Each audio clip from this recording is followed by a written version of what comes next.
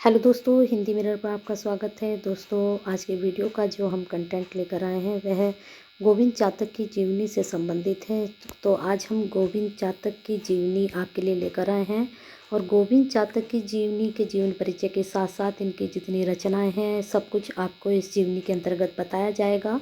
और यह जो गोविंद चातक की जीवनी है सभी के लिए यूजफुल है। ये BA MA में जो भी आजकल कंटेंट लेकर आई हूँ, BA MA का भी लेकर आ रही हूँ। साथ में आपके जितने भी आप कंपटीशंस बैठते हैं, कॉम्पिटिटिव एग्ज़ाम देते हैं, तो गोविंद चातक से संबंधित प्रश्न पूछे जाते हैं। चलिए देखते हैं इनकी जीवनी के बारे में। जन्म इनका हुआ था 13 दिसंबर और 1933 में। जन्म स्थान इनका जो है ग्राम सर कासेड़ी है, पट्टी लोस्तु टिहरी में। और पिता इनके श्री धाम सिंह कंडारी है, माता श्रीमती चंद्र देवी हैं। शिक्षा इन्होंने MA किया है, साथ में इन्होंने PhD भी की है। व्यवसाय इनका प्राध्यापक हैं और एक लेखक भी हैं, आपको पता ही है। उपनाम इनका गढ़वाली लोक साहित्य के जनक के नाम से ये जाने जाते हैं। एक चीज़ बता देते हैं, गढ़वाली लेखक यानी कि लोक लेखक के बारे में भी आप इनको जान सकते हैं। भाषा है गढ़वाली और हिंदी। मृत्यु हुई इनकी जून 2007 में। अब थोड़ा विस्तार से समझते हैं।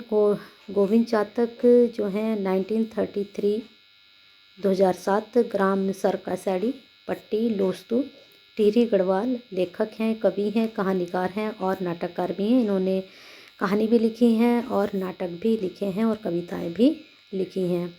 गढ़वाली भाषा के साहित्य के विशेषज्ञ रहे हैं। गढ़वाली भाषा के बारे में सभी जानते हैं, उसके ये विशेषज्ञ रहे हैं। गढ़वाली लोक साहित्य के पहले संग्रहकर्ता और लोकगीतों के रूप में ये हिंदी अनुवादक भी रहे हैं। जो गढ़वाली भाषा का जो साहित्य है, लोक साहित्य हम उसको बोलते हैं, जैसे कि मैंने भी आपको बताया था, उसके संग्रहकर्ता और लोकगीतों के हिंदी अनुवादक रहे हैं। हिंदी और गढ़वाली के साधु पुरुष, निरभिमानी साहित्यकार और मनीषी समीक्षक इनको आप बोल सकते हैं, कह सकते हैं। आगे देखते हैं। जो गोविंद चातक जी ने अपनी प्राथमिक शिक्षा टिहरी से और देहरादून से इंटरमीडिएट की पढ़ाई पूरी की थी। स्नातक उत्तीर्ण यानी कि जो BA है उसको ग्रेजुएशन करने के बाद इन्होंने इलाहाबाद विश्वविद्यालय से किया। जो इनका BA था वो इन्होंने इलाहाबाद विश्वविद्यालय से किया और इंटरमीडिएट की पढ़ाई इन्होंने देहरादून से की और जो इनकी शुरू की पढ़ाई थी वह इन्होंने टिहरी से की। उसके बाद इन्होंने आगरा विश्वविद्यालय में MA किया और आगरा विश्वविद्यालय से ही इन्होंने PhD की उपाधि ली और शोध विषय गढ़वाली की उपबोलियाँ व उनके लोकगीत था। बहुत ही अच्छा विषय रहा इनका गढ़वाली की उपबोलियाँ व उसके लोकगीतों के ऊपर इन्होंने PhD की।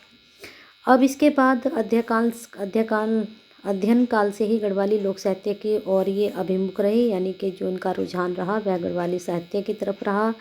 और 1955 में गढ़वाली लोकगीत और गढ़वाली लोक गाथा नाम की इन्होंने 2 पुस्तकें देहरादून से ही प्रकाशित हुई। इनकी जंगली फूल एकांकी संग्रह है इनका और गीत बासंती तथा फूल पाती गढ़वाली कविता संग्रह है इनके, ठीक है। एक तो जंगली फूल एकांकी संग्रह है और गीत बसंती तथा फूल पाती गढ़वाली कविता संग्रह हैं।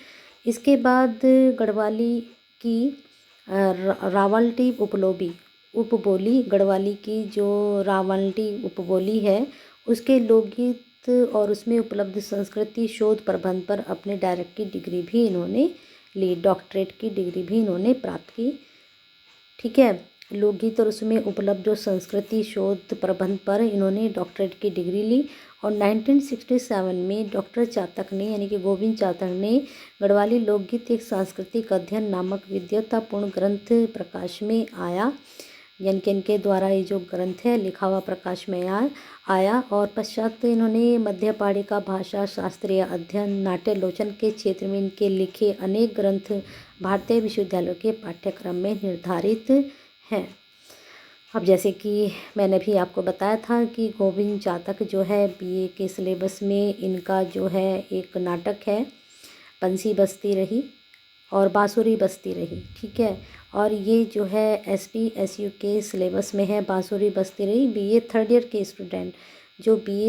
के स्टूडेंट हैं उनके सिलेबस में है ये गोविंद चातक का नाटक। तो अभी आपको बताया गया है कि इनके कई नाटक जो है भारतीय विश्वविद्यालयों के पाठ्यक्रम में भी लिए गए हैं। गढ़वाल में तो है ही है, जैसे नाटक स्वरूप और संरचना। और प्रसाद के नाटक सृजनात्मक धरातल और भाषिक चेतना, दूर का आकाश आदि। और जैसे कि मैंने अभी आपको बताया है कि ST SU के जो सिलेबस है BA थर्ड ईयर का, वहाँ पर इनका नाटक है और बांसुरी बजती रही, तो वो सेकंड यूनिट में है, उसको आप ध्यान रखिएगा। अभी मैं आप उनकी जीवनी लेकर आई हूँ क्योंकि जीवनी से भी प्रश्न बनते हैं और आपके लिए इसके बाद उस नाटक की जो संपूर्ण सारांश है वो अभी मैं लेकर आऊँगी आपके लिए। अब आगे देखिए, संस्कृति समस्या और संभावना कृति पर इनको 1994 में इनकी प्रकाशित हुई। इसके बाद इनका आगमन नाटक जगदीश चंद्र माथुर, आधुनिक नाटक का मसीहा मोहन राकेश, रंगमंच कला और दृष्टि, नाट्य भाषा, आधुनिक हिंदी नाटक, भाषिक और संवादीय संरचना, लड़की और पेड़ इनकी कहानी है, काला मुंह, केकड़े और दूर का आकाश इनके नाटक हैं और आपकी और भी कृतियां हैं। ठीक है, तो ये सब आपको पता चल गया है कि इनकी कौन कौन सी कृतियां हैं, कौन कौन सी कहानी संग्रह हैं, ये भी आपको पता चल गया है। इसके बाद देखते हैं, इन्होंने आकाशवाणी दिल्ली के ड्रामा अनुभाग में 4 वर्ष तक ये सहायक प्रोड्यूसर रहे।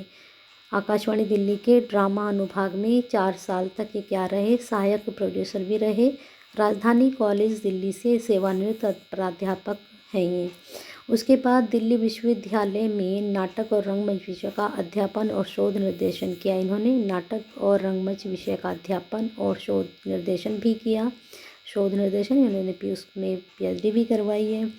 उसके बाद अपनी साहित्यिक सेवाओं के लिए इनको अनेक बार पुरस्कृत किया गया है। रंगमंच कला और दृष्टि तथा नाटक दूर का आकाश और काला मुंह के लिए उत्तर प्रदेश हिंदी संस्थान ने दूर का आकाश नाटक दिल्ली अकादमी, थोड़ा इसको सीक्वेंस से देखते हैं एक बार और। साहित्य सेवाओं के लिए इनको अनेक बार पुरस्कृत किया गया, जैसे रंगमंच कला और दृष्टि तथा नाटक दूर का आकाश और काला मुंह के लिए उत्तर प्रदेश हिंदी संस्थान ने, यहाँ तक तो हो गया ये। ठीक है, फिर इसके बाद आगे है दूर का आकाश नाटक दिल्ली अकादमी ने। ठीक है, यहाँ तक हो गया ये। दिल्ली तथा बांसुरी बजती रही, जैसे कि मैंने आपको बताया था, बांसुरी बजती रही कृति के लिए साहित्य कला अकादमी परिषद, साहित्य कला परिषद दिल्ली प्रशासन द्वारा। डॉक्टर चातक ने कुछ ग्रंथों का भी संपादन किया। ये पुरस्कार आप याद रखना कि बांसुरी बजती रही के लिए इन्हें किसका पुरस्कार मिला, इन्हें साहित्य कला परिषद का पुरस्कार मिला और दिल्ली प्रशासन के द्वारा दिया गया। डॉक्टर चातक ने कुछ ग्रंथों का संपादन भी किया है, जिनमें डॉक्टर पीताम्बर बड़थवाल के निबंध जो हैं महत्वपूर्ण हैं। उनके निबंधों पर इन्होंने क्या किया है, जिनमें डॉक्टर पीताम्बर बड़थवाल के निबंध महत्वपूर्ण हैं, इन ग्रंथों पर उन्होंने संपादन भी किया है। जैसे पूछा जाता है कि इसके संपादक कौन है, तो आप किसी का टॉपिक उठाते हैं और फिर आप उसको अपने अपने हिसाब से संपादित करते हैं। अब जैसे रामचंद्र शुक्ल जी ने सूरदास जी का जो है संपादित किया हुआ है, भ्रमर गीत का उन्होंने संपादित किया था। तो अब भ्रमर गीत की जो उन्होंने सिर्फ 400 रचनाओं 400 पेज पर उन्होंने संपादित किया है, उसमें से 400 पेज लेकर ही संपादित किया है। इसी प्रकार से इन्होंने पीताम्बर बड़थवाल के निबंध को लेकर संपादन किया है। तो इस प्रकार से आपको ये पूरी गोविंद चातक की जीवनी बता दी गई है, बहुत ही अच्छे तरीके से आपको समझाई गई है, साथ में इनकी रचनाओं के बारे में भी। तो पढ़िए इसको और याद कीजिए, हो सकता है आगामी जो परीक्षा हो वहाँ पर ये आपके सिलेबस में और आपके एग्ज़ाम में आ जाए। चलिए बने रहिए हिंदी मिरर के साथ। अगर अभी तक आपने सब्सक्राइब नहीं किया है तो कर लीजिए, लाइक कीजिए, शेयर कीजिए और साथ में कमेंट भी कीजिए। Share is care.